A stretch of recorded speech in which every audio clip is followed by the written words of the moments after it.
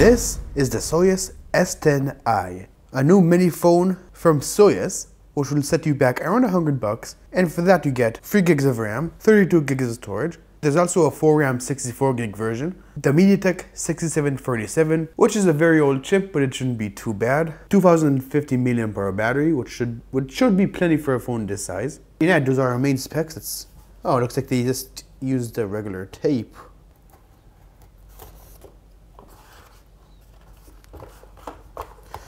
Huh, give us an adapter. Nice of them.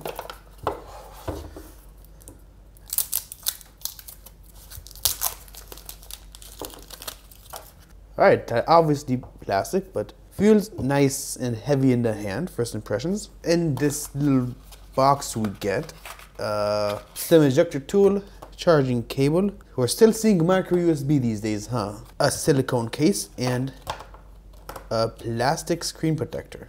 Very sexy color. This looks like a fingerprint scanner. We'll find out soon. Alright, let's power this on.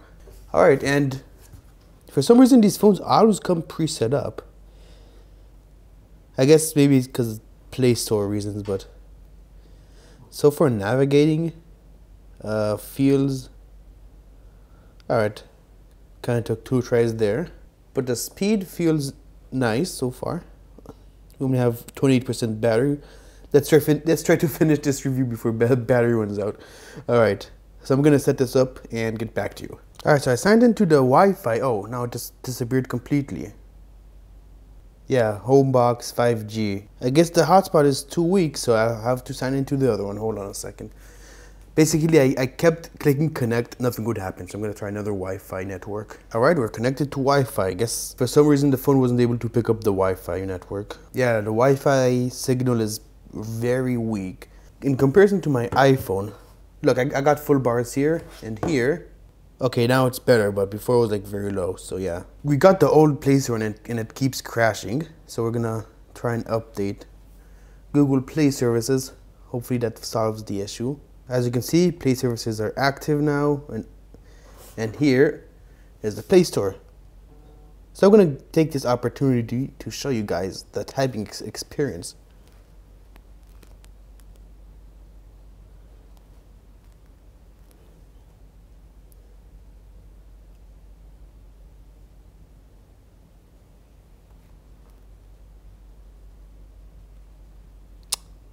Trying to type wind.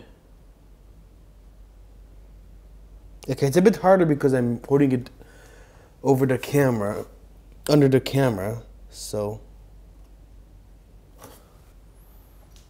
There. So if you're actually holding it like a normal person, it's surprisingly possible to type on this phone and you get nice haptic feedback as well. So typing isn't as hard as you might think it was. And you guys are insane if I'm gonna test PUBG on this phone. Like, YouTube ain't paying me enough for that.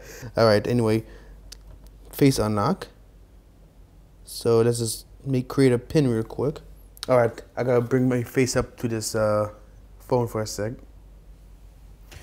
Alright, that was harder than I thought it was gonna be. So it kept saying, I kept getting like the images blur, please keep your phone still, even though it was still. So yeah, there was that. This looks like a fingerprint sensor, so I think we also have a fingerprint sensor as well. So let's try and look for it in the settings. Here it is, fingerprint. Oh, it keeps rotating. No, it keeps rotating. It's so annoying. Find a sensor. Alright, I located it. It's actually scanning my finger. This is the first mini phone I've seen with a fingerprint sensor. Okay, that's it. I'm disabling auto rotate. This is getting super annoying.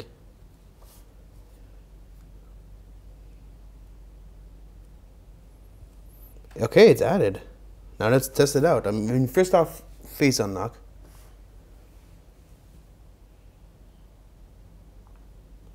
But let me bring it closer to my face.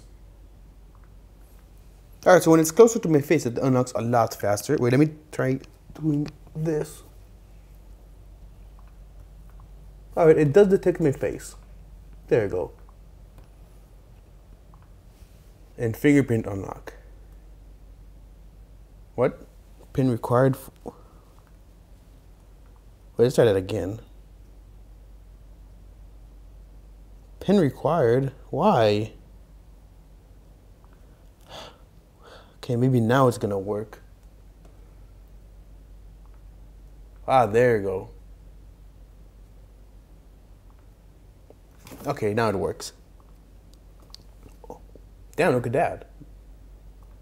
Look how fast it is. I'm impressed, honestly. So yeah, face unlock and fingerprint unlock seem to be working very well. However, the phone is getting pretty hot. Like it's not overheating or anything. It just feels very warm to the touch. Like it's starting to get a little bit unpleasant, but nowhere near burning my hand off. Anyway, our game's finished downloading, so let's test those out. And for those who are always in the comments, oh, we don't care about games and all that. The point is to test the performance, you know. The point is that these games are a pretty good indicator of how good the phone will perform. And for those who actually do want a game on this phone, like there are people like that. So, you know, trying to cover as many points as possible for you guys. And look at that. I mean, this is without ads, but yeah, look at the, like literally zero lag. What? Huh? Hold on. Oh, never mind, there were ads. Alright, Knife Fit works great. Now let's move on to Windrider. Sorry, I didn't sign in with the right Google account. So the ads, so even with ads, like normally I disable ads because it makes the game run way better. But even with the ads, like maybe you didn't see any, but they're always running in the background, even if they're not showing up right away. It still runs good. And Windrider, oh yeah, that is a mess. Or maybe not. Hold up. Oh geez, but the phone is getting really, it's getting so hot. Oh, look at that lag. Geez. Oh. Alright, so not playable. I mean, if you turn on airplane mode, you'll probably get better performance, but you know, who wants to sacrifice no internet just to play some silly game, you know? So I would say most light games it would be able to handle, but some with minor lag, some with extreme lag that just makes the game unplayable, like you saw with Windrider. Now YouTube. Ah, this phone, this doesn't come with YouTube. I'm gonna have to install it.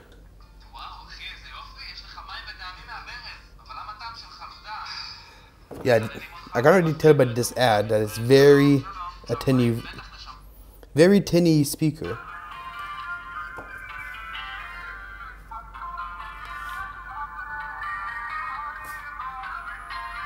Oh my god.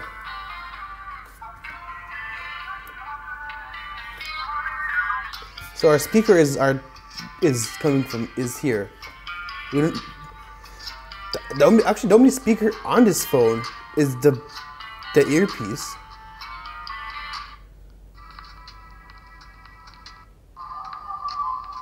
Yeah, it's complete and utter garbage, the speaker. And this phone costs $100+ for that. I think we definitely deserve a better speaker.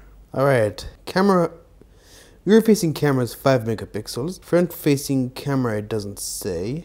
Video quality doesn't say exactly either, just says fine. Just switch it to that. I mean, who really cares about numbers when you're buying a phone like this? And here when we get high.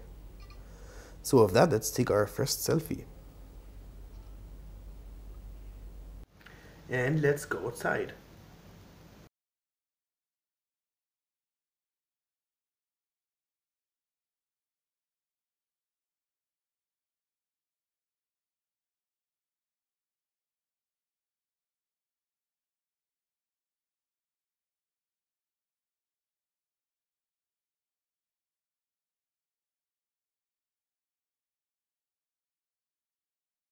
Alright, this is the rear facing video.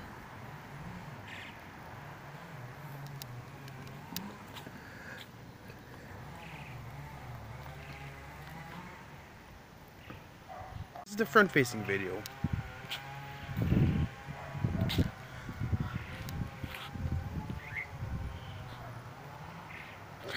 Let me know what you think.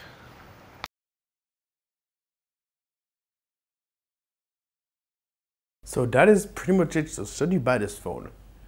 So I think there are better mini phones out there for the price. There's like the Soyes XS12, 11. But people asked me to review the S10i, so that's what I did. It's not a bad mini phone. I just think there are better ones for around the same price, so not really sure why this one exists. But before we end the video though, let's see what version of Android we're running. I'll throw this out there. Battery life, you know, we started off at like 28, now we're at 22. It's been like 10-15 minutes. For a phone like this, it's not too bad, in my opinion. So it says 9.1, and okay, there never was a 9.1. So what the? Apparently we have Android 9.1, but there never was a 9.1. So I don't know, man. But yeah. Thank you so much for watching. I will see you in the next video. Peace.